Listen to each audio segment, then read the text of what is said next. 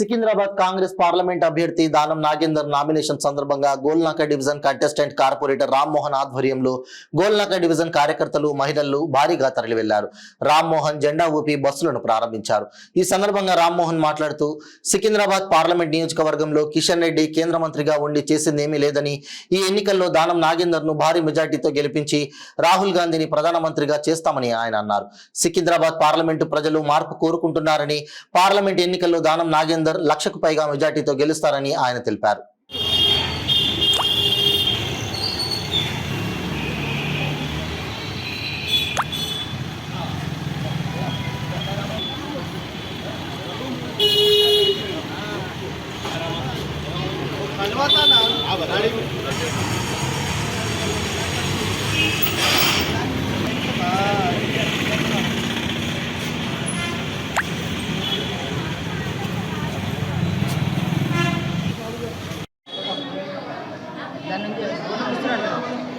నమస్తే అండి. గోల్నాక డివిజన్ నుంచి ఈరోజు దానం నాగేందర్ గారు నామినేషన్ వేస్తున్నారు. ఈరోజు గోల్నాక డివిజన్ నుంచి భారీ స్థాయిగా మేమందరం వెళ్తున్నాం. ఇంకోటి కిషన్ రెడ్డి గారు మాకు ఇక్కడ అంబర్పేటలో చేసింది ఏం లేదు. ఇంతకుముందు ఆయన జాబ్ చేసిండు. ఒక నిధులు కాదు, ఒక గవర్నమెంట్ జాబ్ ఇవ్వలేదు. ఒక్కొక్క అకౌంట్లో 10 లక్షలు వేస్తున్నాడు. మోడీ గారు ఏం చేయలేదు. ఈసారి మళ్ళీ ఆయన ఉద్యోగం గురించి మళ్ళీ ఆయన పోటీ చేయడానికి కిషన్ రెడ్డి గారు రెడీగా అవుతున్నారు. ఈసారి మాత్రం అయితే మేము కిషన్ రెడ్డి గారు అంబర్పేట ప్రజలు ఒకటే తీర్పిస్తున్నారు.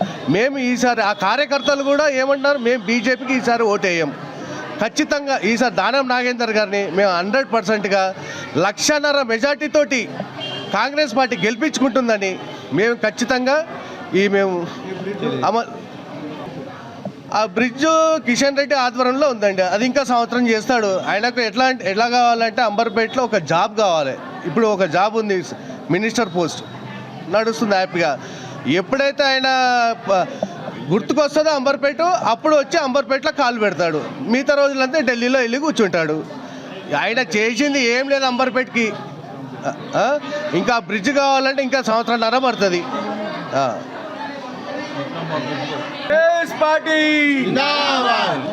రెడ్డి విజితారెడ్డి అండి, అంబర్పేట కాన్స్టిట్యున్సీ. ఈరోజు అంబర్పేట నుంచి భారీ ఎత్తున రామ్మోహన్ గారి ఆధ్వర్యంలో గోల్నాక నుంచి బస్సులలో మేమందరము మాంకాలమ్మ టెంపుల్కి పోయి అక్కడ దానం గారు పూజ చేసుకొని ముఖ్యమంత్రి గారు కూడా వస్తున్నారు కాబట్టి మేము భారీ ఎత్తున నామినేషన్ వేస్తున్నాము. 1,00,000 పైన మెజార్టీతోనే దానం నాగేందర్ గారు గెలుస్తున్నారు. ఎందుకంటే అంబర్పేట ప్రజలు, సికింద్రాబాద్ పార్లమెంటు ప్రజలందరూ మార్పు కోరుకుంటున్నారు కాబట్టి దానం నాగేందర్ గారు ఎంపీగా గెలుస్తున్నారు.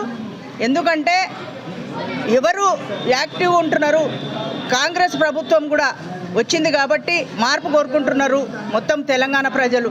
కాబట్టి కంపల్సరీ దానం నాగేందర్ గారు మెజార్టీతో గెలుస్తున్నారు. సెంట్రల్లో రాహుల్ గాంధీ గారు ప్రైమ్ మినిస్టర్ అవుతున్నారు. ఇది మా ఛాలెంజ్.